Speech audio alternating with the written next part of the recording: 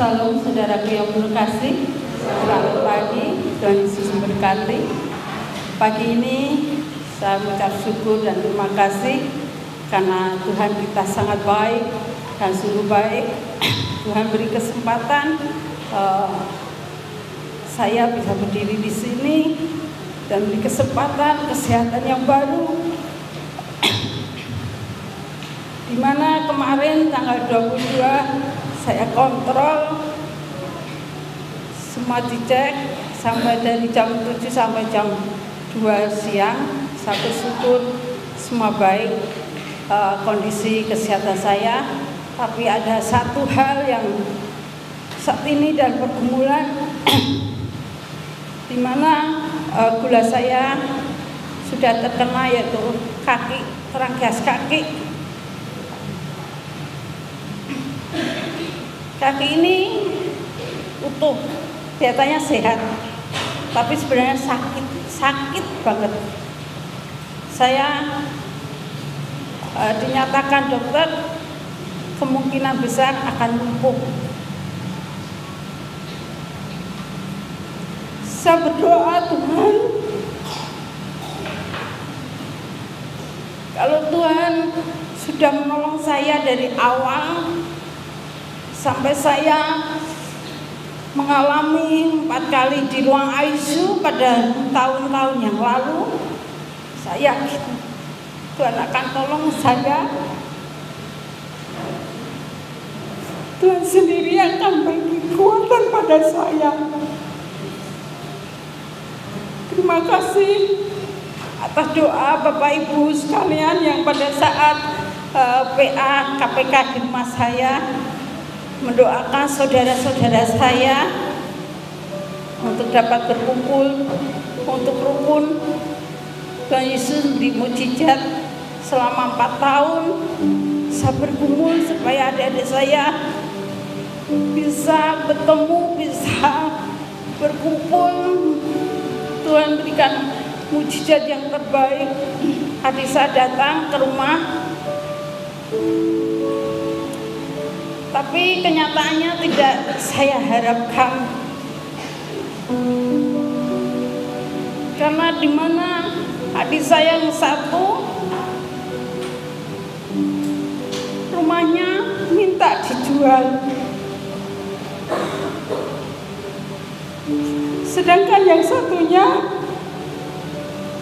rumahnya mau ditempati.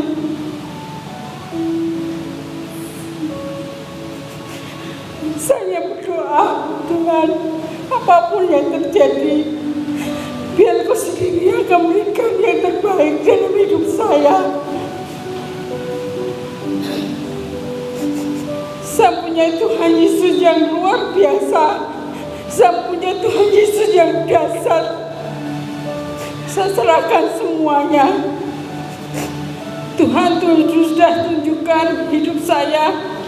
Tuhan sudah memberikan mukjizatnya yang luar biasa dalam hidup saya dan melewati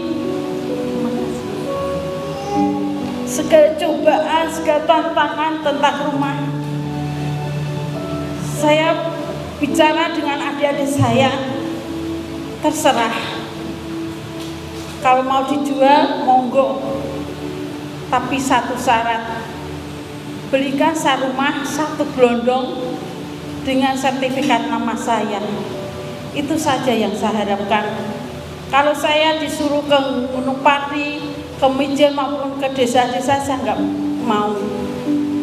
Di daerah sini, itu saja yang saya jawab. Karena masa saya udah tua, kerjaan saya juga di sini.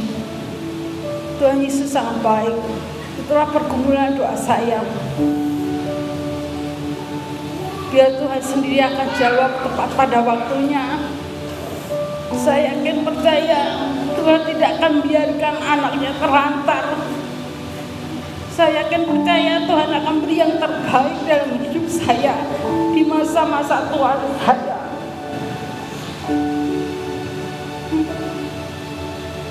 Saudaraku yang penuh kasih, hidup di dunia ini tidak semudah yang kita harapkan dan kita bayangkan. Banyak sekali cobaan, tapi kita terus beriman dan percaya, pasti Tuhan beri yang terbaik, yang terindah di dalam kehidupan anak-anak yang setia dan percaya dan beriman pada Tuhan Yesus. Yang kedua, saya bersaksi,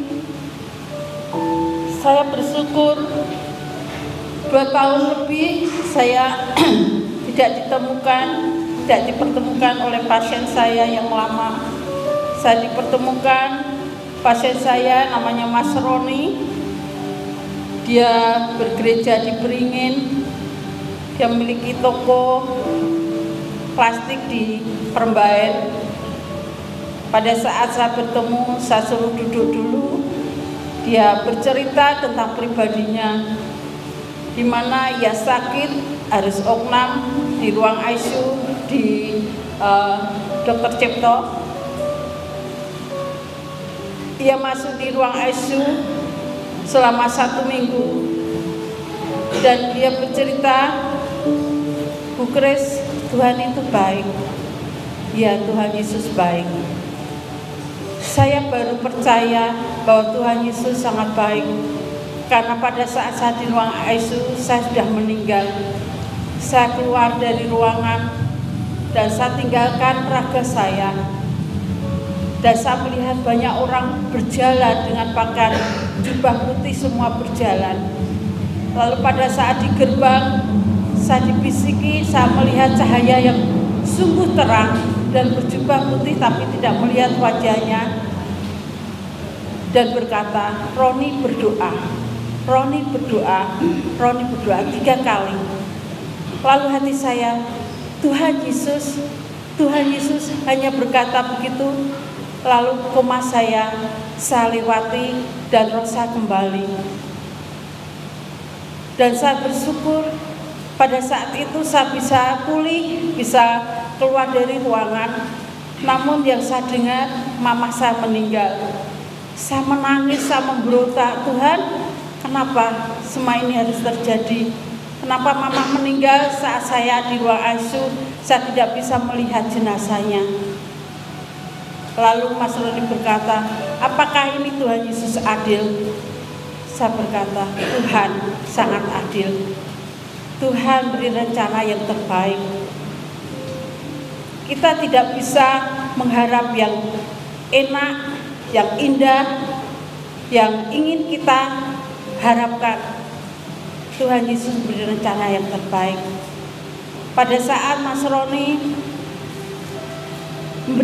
diberi kesempatan untuk hidup kembali, Mas Roni diberi pesan untuk berjuang, untuk menolong, untuk menjaga istri dan anak, dan untuk memberikan yang terbaik di dalam Tuhan. Mas Roni diberi kesempatan untuk setia, berbakti, beribadah. Mas Roni siap untuk melayani Tuhan. Gimana Bu Kris? Hari Minggu Mas Roni ibadah, karena ibadah sangat penting. Dan Mas Roni berdoa secara pribadi dengan Tuhan, biar Tuhan bekerja dan berkarya dalam hidup Mas Roni. Puji Tuhan, pada minggu lalu saya mijet lagi, saya dengar dari luar lagu pujian. Puji Tuhan. Dan saya masuk di kamarnya, di atas ada Alkitab. Puji Tuhan, dia bukan Mas Bu Kris, saya sekarang baca Alkitab. Oh iya, puji Tuhan, puji Tuhan. Itu suatu pertanda bahwa Mas Roni setia dan cinta Yesus yang sungguh-sungguh baik dan luar biasa. Dan saya hari Minggu saya tutup tokonya Bu Kris, tapi nanti saya jual lagi nggak apa-apa. Yang penting ibadah. Tuhan pakai saya, layakkan saya, perkenankan saya untuk menjadi berkat bagi sama. Mari saudara, kita yang ada di sini layak dan doa terbuka dengan Tuhan Yesus, supaya karya keajabannya terjadi dalam kehidupan kita. Kita mengikut Yesus, jangan sepelekan, jangan sampai kita membiarkan hidup kita menjadi anak-anak yang tak setia sampai akhir hidup kita. Kita percaya bahwa Tuhan Yesus sangat baik. Jangan dengan ucapan saja, mari kita membiarkan hidup kita dipakai Tuhan untuk berkenan dan menjadi berkat bagi sama. Terima kasih. Sebenarnya saya mau memuji Tuhan, tapi mungkin kebanyakan waktunya.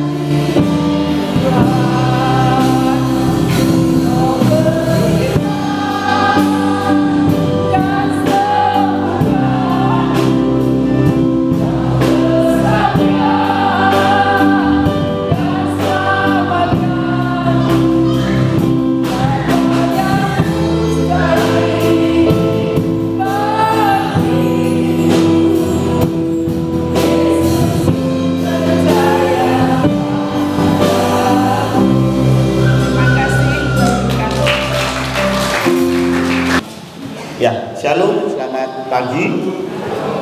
Ya, hari ini minggu terakhir di bulan Agustus dan kita punya tema masih tema bersama Indonesia untuk bulan ini. Tentu ini berkaitan dengan 17 Agustus ya. Tetapi minggu ini kita akan belajar Indonesia bagi kemuliaan Tuhan. Makanya lagu terakhir ini pas banget ya, Indonesia bagi kemuliaan Tuhan. Nah, sebelum kita masuk di situ, pernah nggak Bapak Ibu mendengar sebuah pepatah yang mengatakan bahwa kesuksesan itu memiliki 1000 orang tua dan kegagalan adalah yatim piatu? Pernah dengar? Kok baru ini? Oh, jadi saya yang ngarang ya.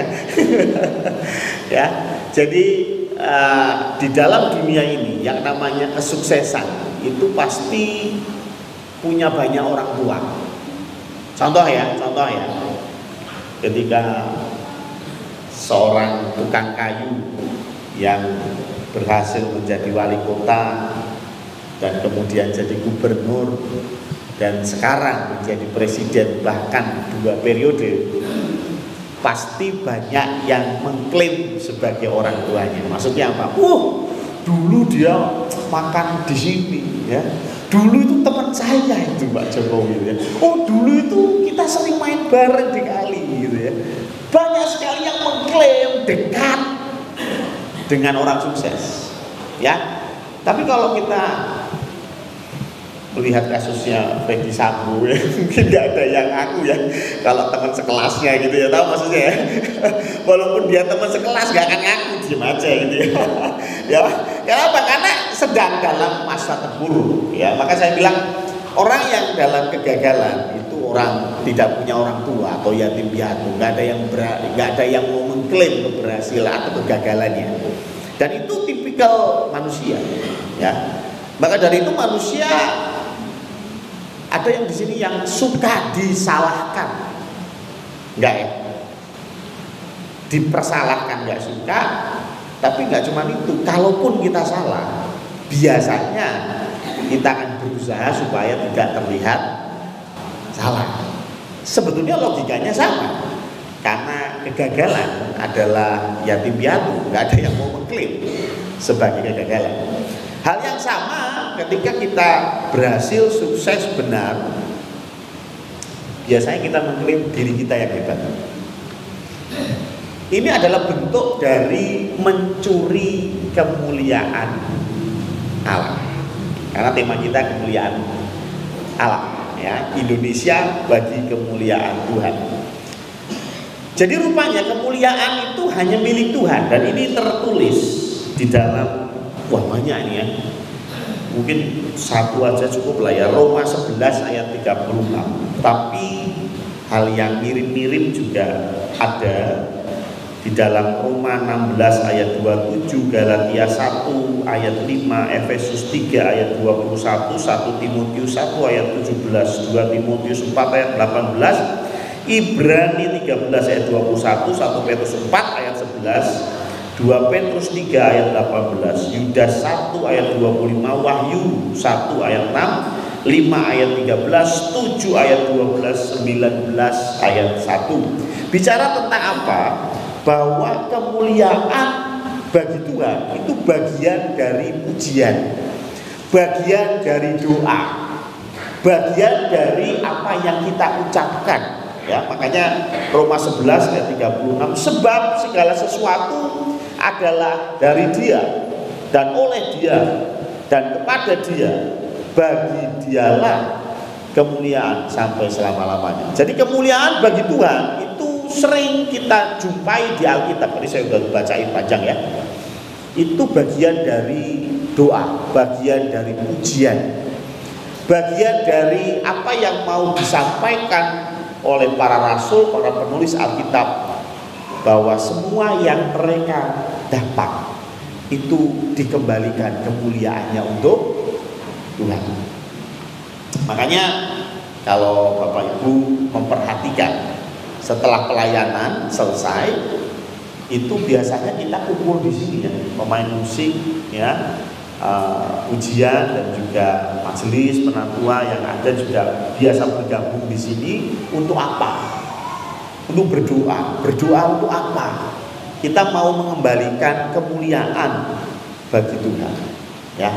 Kenapa? Karena yang namanya kemuliaan itu menyilaukan mata, dan kita selalu pengen mengklaimnya sebagai kemuliaan kita. Maka dari itu banyak tulisan-tulisan para rasul bahwa kemuliaan itu hanya bagi Tuhan. Hal yang sama saya berharap juga kita melakukannya untuk kemuliaan Tuhan. Semua hidup kita digunakan untuk kemuliaan Tuhan. Bahkan firman Tuhan bilang makan dan minum pun untuk kemuliaan Tuhan. 1 Korintus 10, coba dibuka. 1 Korintus 10 ayat 31 ya. 1 Korintus 10 ayat 31. jika engkau makan dan jika engkau minum, atau jika engkau melakukan sesuatu yang lain, lakukanlah semuanya itu untuk kemuliaan Allah.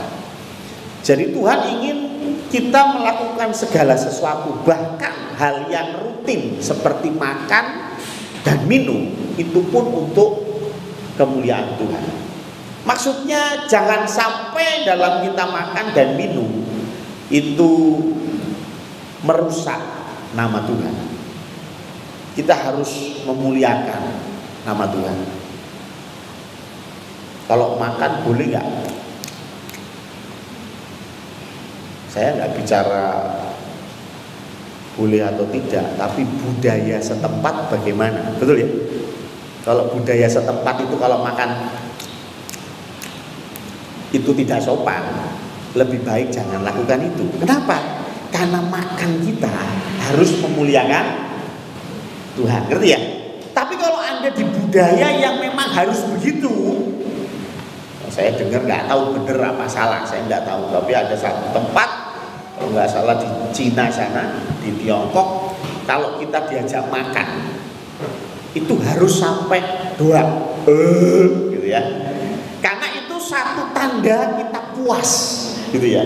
Ini budaya ya, budaya ya. Jadi kalau diajak makan, misalnya diajak makan sama temen gitu ya, masuk ke rumah disediain makan, kalau belum gitu tuh belum merasa ini tamu ini terpuaskan gitu ya. Jadi harus sampai gitu ya. Kalau di Indonesia, di Jawa kayaknya itu nggak sopan ya. Tapi di sono rupanya sopan, bahkan ditunggu gitu ya. Itu kok nggak doa-doa ya, berarti belum puas ya, makan lagi pak, makan lagi pak. Waduh ya, nggak enak ya. Oh bukan begitu ya, tapi harus sampai doa gitu ya. Artinya budaya. Nah kalau Anda berada di posisi seperti itu, saya bilang doa lah, betul ya? Kenapa? Karena makan kita untuk memuliakan Tuhan. Jadi apapun yang kita lakukan, firman Tuhan bilang untuk memuliakan Tuhan. Kenapa Tuhan sampai wanti-wanti seperti ini? Karena tadi itu yang saya buka di awal, kesuksesan itu pasti punya 1000 orang tua. Dan orang tua yang paling menonjol biasanya diri kita sendiri. Biasanya kalau orang sukses bagaimana? Ya, kok bisa sukses? Rahasianya apa Pak Danu? Contoh ya. Saya dari kecil belajar dengan giat. Saya dari kecil menabung. Saya dari kecil takut akan Tuhan. Saya dari kecil membaca Alkitab. Sampai hari ini saya sudah 15 kali kejadian wahyu. Dari kejadian tutup lagi wahyu. Tengahnya enggak ya. Yang wah saya itu berusaha sekali dan puji Tuhan. Ya, puji Tuhan. Saya sekarang punya rumah 3, mobil 5 gitu ya. Biasanya orang menyampaikan kesuksesannya seperti itu. Ya. Tetapi rupanya firman Tuhan itu bicara lain. Coba kita lihat di Mazmur 37 ayat 25. Ini pernah saya singgung juga, tapi kembali saya ingatkan. Mazmur 37 ayat 25. Dahulu aku muda, sekarang telah menjadi tua, tetapi tidak pernah kulihat orang benar ditinggalkan atau anak cucunya meminta-minta roti. Saya ambil kesimpulan kalau Anda sekarang hidupnya tidak meminta-minta roti, maksudnya nggak ngemis, itu bukan karena Anda hebat, betul? Kenapa? Firman Tuhan bilang apa? Karena orang tuamu hebat. Karena orang tuamu orang benar di hadapan Tuhan. Terkadang kita mengklaim kesuksesan kita akibat tangan kita sendiri. Tapi jujur saja, benarkah begitu? Ya, apalagi pernah lagi viral dulu kalau nggak salah, ada orang yang pacaran gitu ya, terus diwawancarai, wah dia itu menemani saya dari nol, waduh gitu. Ya, menemani dari nol, betul begitu? Mas Beni mungkin, Mbak Retno menemani dari nol, Enggak ya? Enggak, saya yakin. Siapa yang menemani Mas Beni dari nol? Pak E dan Mak E. Setuju? Loh, Mbak Retno ini sudah ketemunya ya sudah bisa makan, sudah bisa cari duit. Betul ya? Betul ya Retno ya? Haleluya ya. Ketemunya sama Beni itu sudah bisa cari duit Pak Pendeta. Mas enak Mas ya. Ya, artinya apa? Kita nggak bisa mengatakan bahwa oh, saya ini merangkak dari bawah. Ya. Ini sebetulnya bentuk, mohon maaf, dari kesombongan. Kita merasa kita yang punya power sehingga kita bisa merangkak dari bawah. Tapi firman Tuhan bilang bahwa loh, kamu bisa makan, bisa minum. Itu bukan karena kamu hebat, karena bapakmu, karena kakek nenekmu. Orang bilang. Coba kita lihat lagi di Mazmur. Maaf, ini bukan handphone saya jadi agak 112 ayat 1 dan 2. Mazmur 112 ayat 1 dan 2. Haleluya, berbahagialah orang yang takut akan Tuhan, yang sangat suka kepada segala perintahnya. Apa janji Tuhan? Anak cucunya akan. Berarti kalau Anda sekarang perkasa di bumi, kenapa? Karena orang tuamu, betul ya? Firman Tuhan yang bilang ya, kamu perkasa di bumi, karena saya tiap hari itu latihan olahraga, Pak. Ya. Tiap hari jalan 200 km gitu. Buat tekan ngendi ya. Tiap hari olahraga, makanan saya itu saya jaga. Kok saya lihat di firman Tuhan berkata bahwa yang perkasa itu bukan karena kita hebat, orang tua. Tapi sekali lagi banyak di antara kita berpikir bahwa ini semua karena saya. Ya. Sekali lagi ini bibit dari keegoisan. Beberapa minggu yang lalu saya melihat perlombaan 17-an. Ya, salah satunya perlombaan PAUD. Ya. Bu Lina kayaknya ada perlombaan PAUD di sebelah sini. Ya. Tugasnya apa? Ya, anak-anak kecil ya, umur berapa itu? Anak kecil, tugasnya cuma ada bendera 5 kalau nggak salah ya, 5 ditancepin di styrofoam, 5 di sana, di situ kosong. Mereka harus ambil satu bendera di sana, lari dan tancapkan bendera di styrofoam yang sini, balik lagi sampai 5-5-nya pindah. Itu lombanya. Saya di situ nonton. Saya lupa kalau nggak sama Bu Lina sama Mas Alfian ya. Saya lihat anak-anak itu, maaf ya bahasa saya, kok goblok banget ya. Ya, udah sampai sana masih celingkukan, suruh ngapain gitu. Sampai guru-gurunya, ayo itu ya, benderanya diambil satu, bengong lagi. Loh, ayo ditaruh ke sana gitu. Kemudian saya bicara sama, lupa saya Alfian atau Bu Lina, saya bilang begini, apakah saya dulu setolol ini gitu ya? Ya, apakah dulu saya setolol ini? Jawabannya apa? Lebih tolol bahkan, paham ya? Paham ya? Maksud saya begini, bayangkan saya yang bakal pindahin bendera aja nggak bisa. Cuman ilah, susahnya apa ya kan? Bendera diambil satu, pindah di sono, susahnya di mana? Kalau yang lomba kelereng itu kepinteran. Harusnya ngambilnya satu, ngambilnya 5. Nah itu kepinteran kalau itu ya. Tapi kalau anak kecil ini polos banget dan saya bilang, aduh, gue dulu tolol nggak ya? Dan kayaknya lebih tolol dari mereka. Dan kenapa saya bisa seperti sekarang? Kenapa? Orang tua. Betul nggak? Ya tuh, jangan bilang nanti Febri, Mas Soyo ini kekasihku, kenalin, dia yang membuat aku seperti sekarang. Pacaran berapa lama Feb? 2 hari. Ilah ya. Pacaran baru 2 hari ngomongnya dia yang menjadikan aku seperti sekarang ya, Fred ya kan? Yang membuat kita seperti saat ini harus kita akui jujur, orang tua. Dan banyak sekali di antara kita, mohon maaf, malu mengakui. Ya, malu mengakui, dan kita mau mengklaim itu kesuksesan kita. Ya, loh kalau saya mengakui, saya pun belajar ya. Dulu pun saya tidak lebih baik dari apa yang saya sampaikan. Tapi saat ini saya belajar bagaimana saya harus mengakui. Saya bisa jadi gembala, kenapa? Ya karena saya anaknya Pak Joko. Loh bener gak? Lalu ada pendeta umur 58 tahun, saya nggak perlu kasih tahu namanya, ditabiskan menjadi pendeta muda. 58 tahun pendeta muda, tuanya kayak apa ya?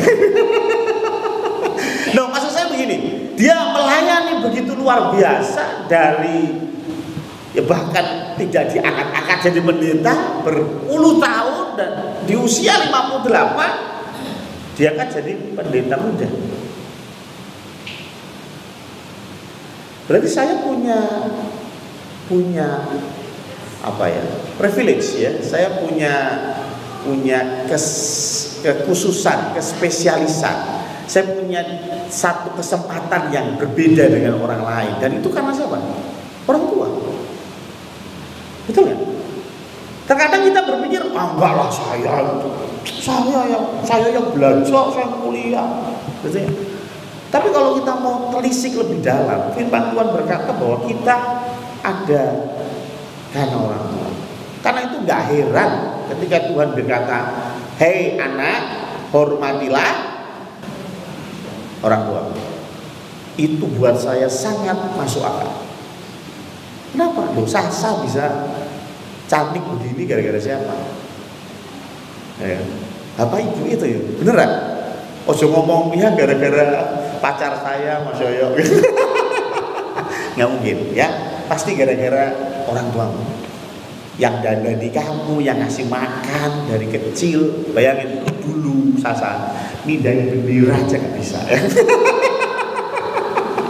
Ya, sekarang udah jadi ketua OSIS. Bayangin ya. Itu kenapa? Ya karena orang tua. Enggak lah Pak. Bukankah kita juga andil di dalam itu? Bukankah kita juga melakukan sesuatu sehingga kita berada pada posisi kita sekarang? Saya berkata, ya betul. Pak Danu tidak akan ada seperti sekarang kalau beliau tidak kuliah, kalau beliau tidak sekolah, tidak belajar. Betul ya? Tapi rupanya firman Tuhan mau mengajar kita untuk tidak mencuri kemuliaan. Saya melihat beberapa cerita yang menarik. Coba kita lihat di dalam Kejadian 30 ayat 31 sampai 43. Ya.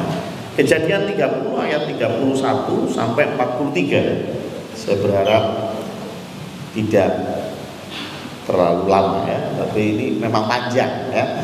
Kata Laban, ini ceritanya backgroundnya Yakub ya. Yakub ini kan menipu Esau, terus kabur ke rumah omnya namanya Laban, ceritanya begitu gitu ya. Nah setelah Yakub punya 2 istri ya toh, karena yang pertama ditipu ya, pengennya si Rahel dapatnya Maya, siapa? Lea ya, dapatnya Lea. Yang kedua baru dapat Rahel 7 tahun. Nah kan baru dapat istri nih, belum dapat duit. Nah ini cerita bagaimana Yakub mendapatkan harta benda. Kata Laban, apakah yang harus kuberikan kepadamu? Jawab Yakub, tidak usah kau berikan apa-apa kepadaku. Aku mau lagi menggembalakan kambing dombamu dan menjaganya, asal engkau mengizinkan hal ini kepadaku. Ayat 32. Hari ini aku akan lewat dari tengah-tengah segala kambing dombamu dan akan mengasingkan dari situ setiap binatang yang berbintik-bintik dan berbelang-belang, segala domba yang hitam dan segala kambing yang berbelang-belang dan berbintik-bintik. Itulah upahku. Ayat 33. Dan kejujuranmu akan terbukti di kemudian hari apabila kau datang memeriksa upahku. Segala yang tidak berbintik-bintik atau berbelang-belang di antara kambing-kambing dan yang tidak hitam di antara domba-domba, anggaplah itu tercuri olehku. Kemudian kata Laban, baik, jadilah seperti perkataanmu itu. Lalu diasingkannya lah pada hari itu kambing-kambing jantan yang bercoreng-coreng dan berbelang-belang, dan segala kambing yang berbintik-bintik dan berbelang-belang, segala yang ada warna putih pada badannya, serta segala yang hitam di antara domba-domba, dan diserahkannya lah semuanya itu kepada anak-anaknya untuk dijaga. Kemudian Laban menentukan jarak 3 hari perjalanan jauhnya antara dia dan Yakub. Maka tetaplah Yakub mengembalakan kambing domba yang tinggal itu. Ayat 37. Lalu Yakub mengambil dahan hijau dari pohon hawar, pohon badam, dan pohon berangan. Ini ada 3 jenis pohon ya, ada pohon hawar, badam, dan berangan. Dikupasnya lah dahan-dahan itu sehingga berbelang-belang sampai yang putihnya kelihatan. Ayat 38, ia meletakkan dahan-dahan yang dikupasnya itu dalam palungan, dalam tempat minum, kemana kambing domba itu datang minum, sehingga tepat di depan kambing domba itu. Adapun kambing domba itu suka berkelamin pada waktu datang minum. Jika kambing domba itu berkelamin dekat dahan-dahan itu, maka anaknya bercoreng-coreng, berbintik-bintik, dan berbelang-belang. Kemudian Yakub memisahkan domba-domba itu, dihadapkannya kepala-kepala kambing domba itu kepada yang bercoreng-coreng dan kepada segala yang hitam di antara kambing domba Laban. Demikianlah ia beroleh kumpulan-kumpulan hewan baginya sendiri, dan tidak ditempatkannya pada kambing domba Laban. Dan setiap kali apabila berkelamin kambing domba yang kuat, maka Yakub meletakkan dahan-dahan itu ke dalam palungan di depan mata kambing domba itu, supaya berkelamin dekat dahan-dahan itu. 42. Tetapi apabila datang kambing domba yang lemah, ia tidak meletakkan dahan-dahan itu ke dalamnya. Jadi hewan yang lemah untuk Laban dan yang kuat untuk Yakub. Saya jelasin dengan kata-kata saya, gitu ya. Kenapa nggak dari tadi, Pak? Ya. Perlu membaca firman Tuhan ya. Jadi si Yakub itu punya pengen dapat upah begini. Saya nggak usah dibayar, Om. Cuman begini, Om. Ini kan kambing domba itu macam-macam. Ada yang bersih, ada yang coreng-coreng. Intinya begitulah ya. Kalau yang coreng-coreng nanti buat saya, Om. Kalau yang putih bersih itu buat Om. Kalau nanti anaknya begitu. Oh ya wis, berarti kan langsung dipisah. Yang coreng-coreng kan ini perjanjiannya baru berlaku sekarang, gitu. Yang coreng-coreng semua diambil sama Laban. Berarti yang bersama Yakub yang putih bersih. Nanti kalau ada anaknya dari mereka itu yang coreng-coreng, itu punyanya Yakub. Dan dikatakan jarak menggembalakannya 3 hari. Maksudnya jaraknya 3 hari, kurang lebih itu sekitar 50 km. Ya jaraknya, supaya tidak nyampur kambingnya Laban yang sudah dipisahkan tadi dengan kambingnya Yakub. Kurang lebih begitu. Nah, cuman si Yakub ini ambil 3 jenis tumbuhan tadi, taruh di dekat tempat minumnya kambing domba. Sehingga ketika kambing domba itu berkelamin, tahu maksudnya ya, maka anaknya akan coreng-coreng ya, akan punya ya toh gitu ya, ada punya toh kalau kita ya. Jadi bisa coreng-coreng atau bintik, sehingga itu jadi miliknya Yakub. Tapi nek sing kawin kuwi kambing domba yang lemah, dahannya nggak dikasih, sehingga keluarnya putih bersih. Itu buat Laban. Itu ya toh. Beli. Tapi yang menarik di sini, para ilmuwan itu tahu bahwa ini nggak ada hubungannya dengan coreng belang-belang maupun bintik-bintik, nggak ada. Dahan itu tidak mempengaruhi genetik daripada kambing domba. Saya kasih contoh. Di masyarakat kita juga kan ada mitos-mitos seperti itu ya. Kalau pengen anaknya putih, kuning, minum air kelapa. Contohnya gitu ya. Itu ibu hamil tuh minum air kelapa. Wes pasti nanti anaknya kuning, putih. Sampaikan itu ke Pak Joko.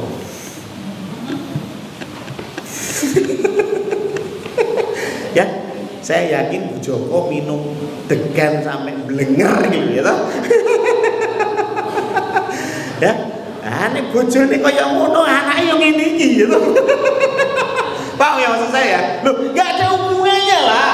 Ya antara corak dengan makan, apalagi dengan dahan yang ditaruh di tempat kambing domba berkelamin. Itu sama sekali tidak ada dampaknya. Itu ilmuwan zaman sekarang mengatakan begitu, dan itu masuk akal. Orang negro, lanangnya negro, wedoke negro, kon ngombe wis mulai saka degan itu apa sembarang iso. Ya anake tetep negro, yakin iso. Ya, pasti. Kenapa? Loh itu genetik, paham ya? Jadi nggak mungkin masuk akal. Ceritanya Yakub ini nggak masuk akal, dan banyak orang berkata bahwa Alkitab nggak masuk akal. Ya toh? Loh mosok kambing domba yang berkelamin dikasih dahan, anaknya langsung bercorak, nggak masuk akal. Tapi rupanya kalau kita perhatikan lebih lanjut, memang nggak masuk akal. Coba kita lihat di dalam Kejadian 31 ayat 7 sampai 12. Kejadian 31 ayat 7 sampai 12. Tetapi ayahmu, ini kata-katanya Yakub. Tetapi ayahmu telah berlaku curang kepadaku. Ayahmu itu ayah istrinya, alias si Laban. Jadi kalau saya bisa bacakan, tetapi Om Laban telah berlaku curang kepadaku dan telah 10 kali mengubah upahku. Tetapi Allah tidak membiarkan dia berbuat jahat kepadaku. Ayat 8. Apabila ia berkata yang berbintik-bintik akan menjadi upahmu, maka segala kambing domba itu beroleh anak yang berbintik-bintik. Dan apabila ia berkata yang bercoreng-corenglah akan menjadi upahmu, maka segala kambing domba itu beroleh anak yang bercoreng-coreng. Jangan digeser dulu, balik lagi. Ayat 8. Ini menarik. Rupanya Laban ini kadal juga. Jadi kadal yang nggak bisa dikadalin. Wah, ini cakep ini ya. Jadi Laban itu rupanya curiga. Kok itu anaknya kok loreng-loreng dan bintik-bintik semua. Nah terus saya dapat apa ini? Laban curiga. Ini mesti gaweane Yakub iki mesti. Oh, gak teko ya. Ya, Pak Yakub ya. Ya, ini mesti gaweane Yakub, kurang ajar. Maka dari itu si Laban ini dia mengganti, betul ya? Mengganti upahnya berapa kali? 10 kali. Kira-kira digantinya gimana? Ya ini tadi. Jadi Laban ini mulai mikir, ya wes, kok ketoknya ora fair, ngene wae wis tak ganti. Ganti ini piye Om? Yang bintik-bintik upahku. Tapi yang coreng aku. Itu menurut Laban, gitu. Yang bintik-bintik kamu, yang coreng saya. Karena tadi kan awalnya kesepakatannya bintik dan coreng punyanya Yakub.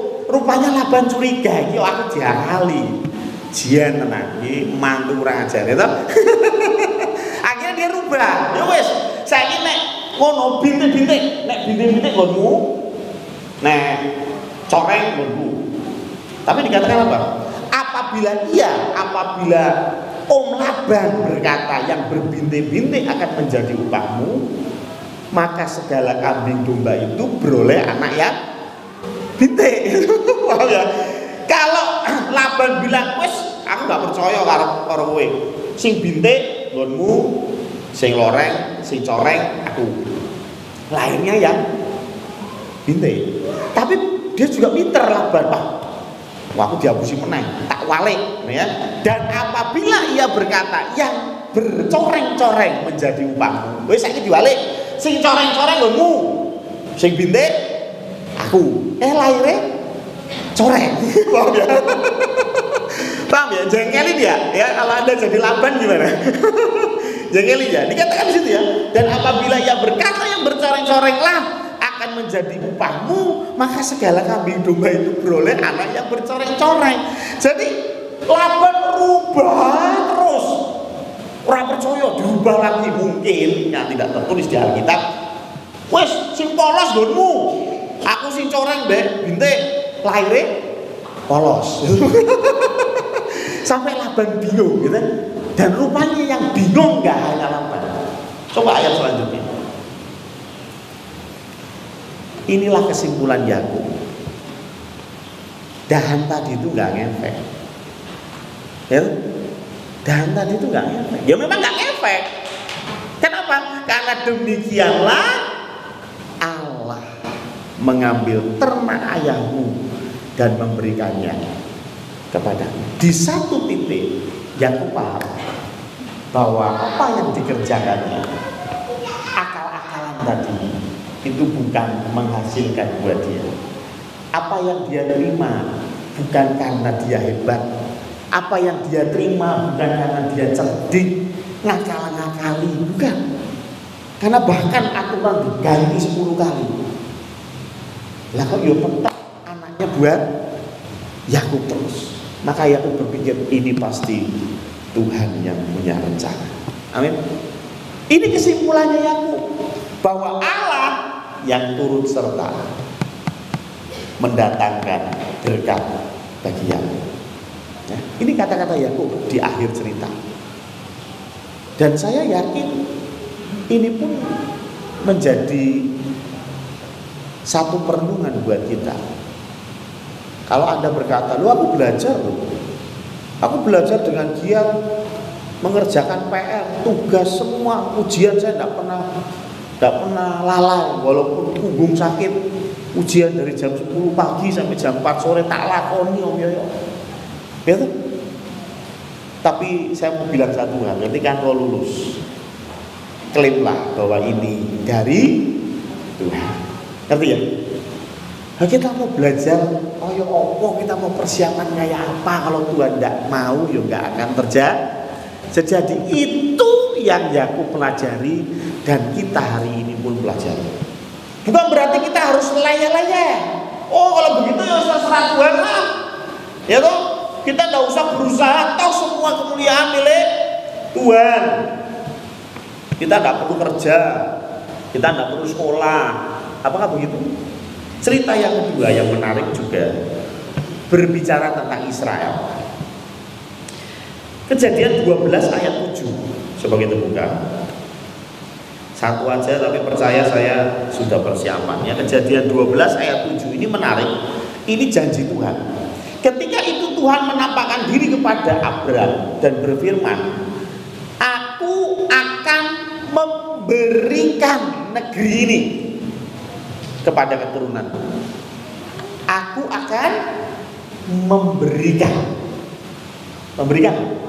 Dan ini terulang di dalam Kejadian 13 ayat 14 sampai 15, Kejadian 15 ayat 7, Kejadian 17 ayat 8. Bahkan ini diulang kepada anaknya Abram. Coba dibuka Kejadian 26 ayat 3. Kejadian 26 ayat 3 ini Tuhan bicara kepada Ishak. "Tinggallah di negeri ini sebagai orang asing, maka aku akan menyertai engkau dan akan memberkati engkau. Sebab kepadamulah dan kepada keturunanmu akan kuberikan." Kata kuncinya kuberikan semua. Bahkan di Kejadian 28 ayat 13 Tuhan juga berjanji hal yang sama kepada Yakub. Jadi Abraham, Ishak, Yakub, Tuhan ngomong sama, kuberikan. Saya yakin semua kita di sini pernah sekolah minggu Kenal ya? Ada yang tahu ceritanya bagaimana Israel, yaitu keturunan Abraham, mendapatkan tanah Kanaan? Apakah diberikan atau diperjuangkan? Halo, guru sekolah minggu. Apakah orang Israel tengok-tengok terus tanah Kanaan jadi milik dia? Kan Tuhan bilang apa? Ku berikan. Berarti kan orang Israel santai aja dong, ya kan? Ngopi-ngopi di Samsu, nanti tanahnya datang sendiri, gitu. Sertifikat langsung hak milik, gitu ya. Ya, karena apa? Loh, kan Tuhan bilang ku berikan. Tapi kita tahu dari kitab Keluaran bagaimana orang Israel bahkan berperang untuk mendapatkan tanah Kanaan. Apakah kata-kata Tuhan salah? Kan Tuhan bilangnya ku berikan. Buktinya tidak. Bukan. Tetapi apa yang kita lakukan harus kita kembalikan kepada kemuliaan. Ya. Bukan berarti kita terus harus laya-laya, enggak. Tetapi kita tetap harus berjuang. Dan ketika kita berhasil, berikanlah kemuliaan itu kepada Allah. Dan bagaimana dengan Indonesia? Menarik ya? Bagaimana dengan Indonesia? Saya mengutip, kayaknya kalau ditampilin di depan agak susah ya. Pembukaan Undang-Undang Dasar 1945. Kayaknya ini bisa diterangin mata saya. Oh bisa. Maaf, HP silean ya. Saya bacakan pembukaan Undang-Undang Dasar 45, bahwa sesungguhnya kemerdekaan itu ialah hak segala bangsa, dan oleh sebab itu maka penjajahan di atas dunia harus dihapuskan karena tidak sesuai dengan peri kemanusiaan dan peri keadilan. Dan perjuangan pergerakan kemerdekaan Indonesia telah sampailah kepada saat yang berbahagia dengan selamat sentosa mengantarkan rakyat Indonesia ke depan pintu gerbang kemerdekaan negara Indonesia yang merdeka, bersatu, berdaulat, adil dan makmur atas berkat rahmat Allah yang Maha Kuasa. Ini yang saya senang. Ya, mereka nggak bilang karena pangeran Diponegoro, enggak. Ya, tetapi founding father kita mengatakan berkat rahmat Allah yang Maha Kuasa. Loh, kita harus bangga loh. Ternyata negara Indonesia untuk kemuliaan Allah. Mereka mencantumkan ini bahkan menjadi bukti yang tidak dapat dihilangkan. Bagaimana orang Indonesia, para pendiri negara ini sadar, mereka memang berusaha, mereka memang berjuang, tetapi mereka tahu tanpa rahmat Tuhan tidak akan bisa berjalan. Perlu Anda ketahui kenapa sih Indonesia bisa merdeka. Banyak faktor, tetapi di saat-saat akhir, faktor yang paling penting adalah bagaimana Hiroshima dan Nagasaki dibom atom oleh Amerika. Ini sejarah nih Pak Joko ahlinya ya. Hiroshima dibom atom pada tanggal 6 Agustus. Hiroshima 3 hari kemudian, tanggal 9 Agustus 1945 ya. Dan karena 2 kota besar di Jepang ini hancur karena dibom atom, bom nuklir. Ini bom nuklir pertama kali ya. Dan itu menyebabkan Jepang menyerah kepada sekutu tanpa syarat tanggal 15 Agustus. Ya, polanya lihat. Hiroshima dibom, Nagasaki dibom, kemudian Jepang menyerah pada sekutu tanggal 15 Agustus. Dan founding father kita tahu ini waktu yang tepat. Ya, ini Jepang lagi mumet, Jepang lagi kalah, Jepang lagi lemah. Dan tanggal 17 Agustus kita tahu apa yang terjadi. Tapi pertanyaannya, kok bisa ya? Ono bumse Jepang iso menyerah sih. Maka dari itu founding father kita berkata, ini kalau nggak Tuhan yang ngatur, nggak mungkin. Paham ya? Ini kalau Tuhan yang nggak ngatur ini nggak mungkin, Mister.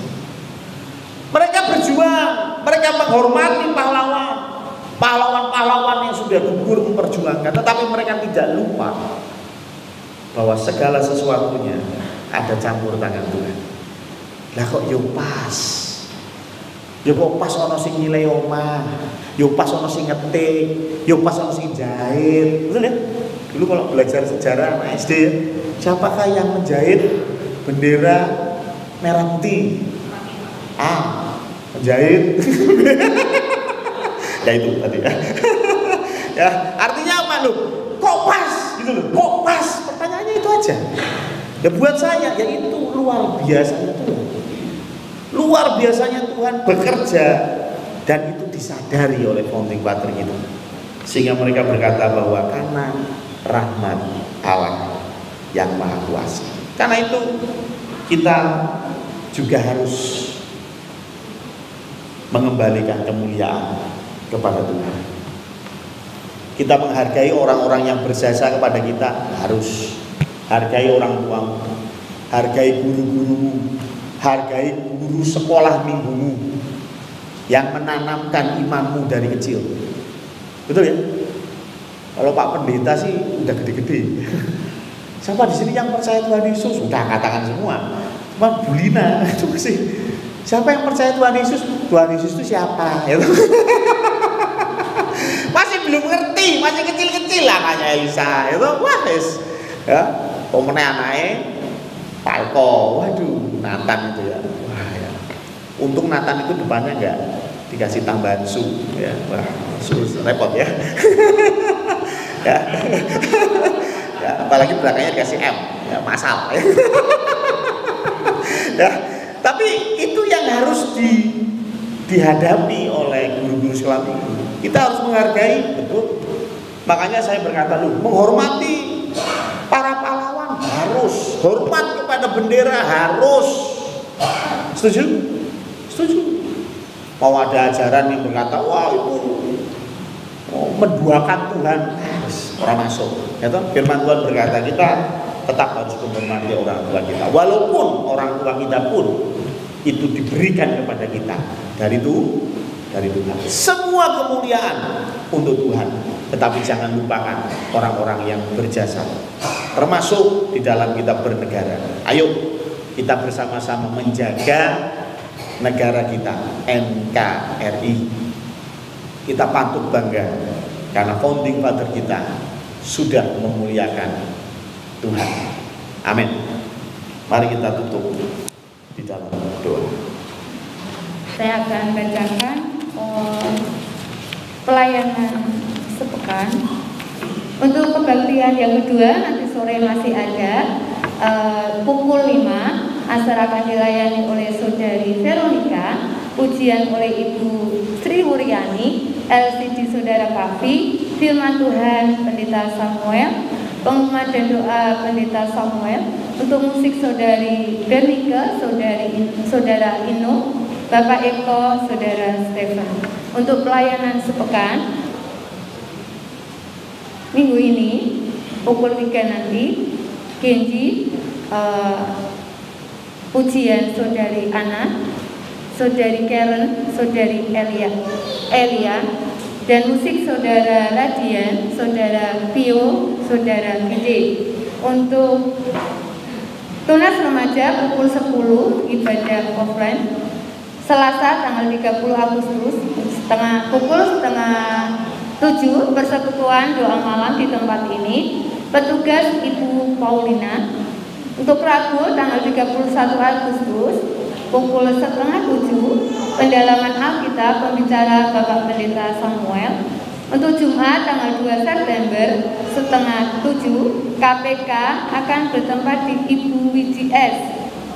Pujian Diakon Purwoko, musik Bapak S. Sudarto, firman Tuhan akan disampaikan Bapak Pendeta Samuel. Untuk laporan kas pembangunan tahap 3, saldo per 27 Agustus 2022 sebesar Rp17.930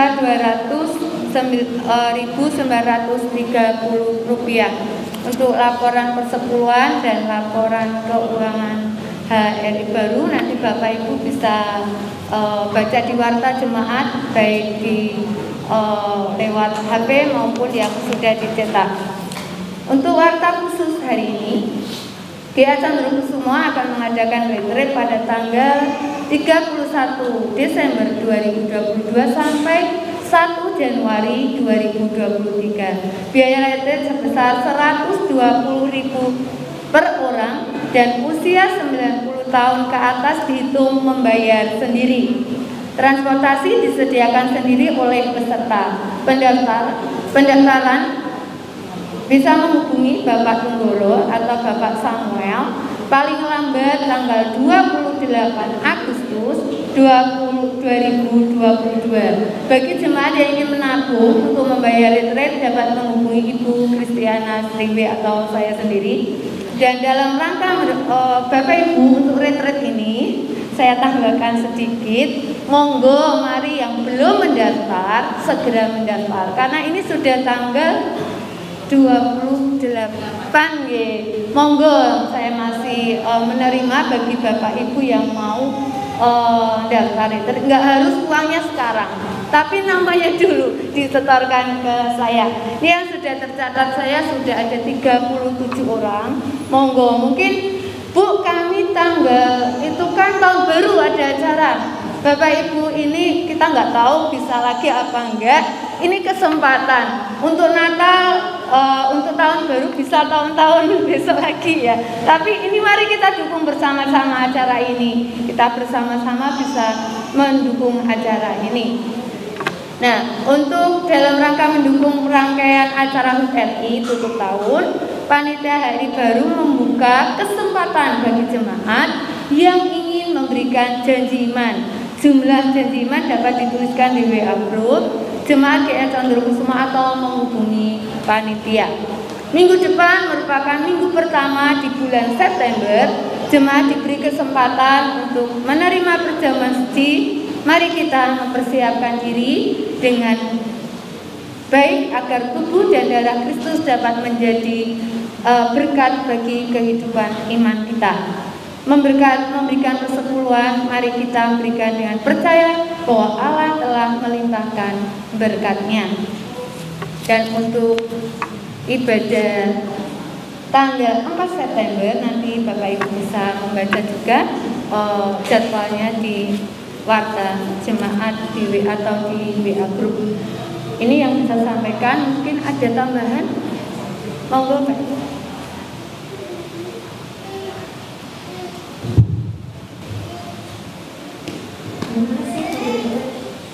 Ya, shalom, selamat pagi Bapak Ibu yang dikasih Tuhan. Ya, saya mengingatkan kembali mengenai retret seperti yang sudah disampaikan berulang kali oleh panitia dan juga tadi juga disampaikan oleh Bu Brenda. Hari ini 28 Agustus ini adalah batas terakhir Bapak Ibu bisa mendaftar untuk retret. Ya, jadi ini batas terakhir. Nama Bapak Ibu yang sudah tercantum akan didaftar panitia untuk keperluan booking akomodasi untuk di sananya, untuk tempat tidurnya di sana. Jadi sekali lagi saya mengingatkan hari ini terakhir Bapak Ibu untuk bisa mendaftar. Dan tadi saya sudah berbicara dengan Pak Pendeta juga bahwa peserta retret kalau misalnya Bapak Ibu punya saudara, punya tetangga yang juga pengen ikut untuk bersama-sama bergabung bersama retret kita, ini dipersilakan dengan biaya kontribusinya sama Rp120.000 per orang. Usia anak 9 tahun ke atas ini dihitung 1 orang, seperti itu. Dan untuk rincian acaranya nanti akan disusulkan mendekati hari H. Cuman yang jelas Bapak Ibu bisa daftar dulu saja. Jadi kan itu tanggal 31 biasanya mungkin ada yang lembur, ada yang kerjanya mungkin pulangnya belum tahu. Tapi kalau Bapak Ibu sudah mendaftar dan peserta ini kan nanti akan berangkat sendiri-sendiri. Jadi Bapak Ibu menyediakan transportasi sendiri-sendiri. Ini langsung bisa nyusul seperti itu. Jadi ini sangat mudah Bapak Ibu jangkau, tempatnya juga tidak jauh. Untuk itu kami sudah berpikir mengenai transportasi bisa dijangkau. Makanya Bapak Ibu mohon bisa berangkat sendiri-sendiri gitu. Kalau mau berangkat bersama tidak apa-apa. Nanti kita akan ada jam berapanya untuk kita berangkat, tapi transportasi silakan diusahakan sendiri gitu. Kalau misalnya ada kendala pengen ikut atau bagaimana, mungkin nanti bisa disampaikan dulu supaya bisa jadi masukan untuk panitia untuk bisa dipertimbangkan lebih lanjut. Cuman yang pasti biaya kontribusi 120.000 sudah meliputi tempat tidur, sudah meliputi makan selama kita acara di sana. Jadi hanya akomodasi transportasi yang Bapak Ibu pikirkan untuk bisa sampai ke sana. Seperti itu saja. Hari ini terakhir Bapak Ibu, sekali lagi kami mengundang jemaat dan juga mungkin saudara-saudara yang ada yang mau ikut. Sampai saat ini kami sudah booking dengan 50 orang untuk di Promas Greenland. Seperti itu saja. Mungkin Bapak Ibu yang penasaran boleh survei langsung ke tempat mumpung bisa. Mungkin hari Minggunya kosong bisa ke sana dulu untuk ngecek situasi. Pasti menyenangkan kalau kita bisa bersama-sama untuk ibadah tutup tahun juga di sana sekaligus menyambut awal tahun 2023 bersama-sama. Seperti itu, termasuk sama janji iman Bapak Ibu. Janji iman yang Bapak Ibu sudah berikan ke kami panitia. Monggo, kapanpun dana janji iman ini mau diberikan ke panitia, kami memberikan kebebasan dan kami mengucapkan terima kasih untuk partisipasinya. Yang jelas janji iman dikumpulkan sebelum pembubaran panitia hari baru. Seperti itu, Jih. Semoga cukup jelas informasi yang saya berikan. Jika ada pertanyaan, kendala atau apapun bisa disampaikan ke perwakilan panitia, ke saya, ke Pak Pendeta maupun ke panitia lainnya diserahi tanggung jawab. Seperti itu, terima kasih banyak. Tuhan Yesus memberkati.